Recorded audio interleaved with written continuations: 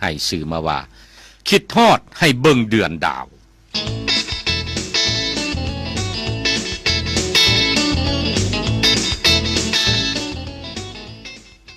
คิดทอดให้เบิ่งเดือนดาวว่าซั่น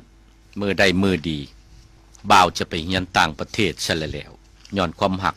เป็นอมตะคนจากกันมันต้องมีโศกเศร้า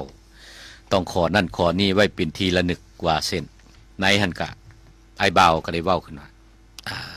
อันนี้นาน้องอันไอ้สิได้ไปเรียนประมาณ7 ปีปลายบางเถื่อก็ฮอด8 ปีแล้วน้องอยู่ทางนี้ล่ะอย่าสิฟ้าวเอาพวกแต่งงานป้าอายใดอายยังหักน้องซัมเมอร์ว่าซั่นซะไอ้บ่าวแทงเมืองทางผู้สาวนี่ได้ยินซะเลยว่าคนนั้นอ้ายก็ได้นะไหนสาวสวรรค์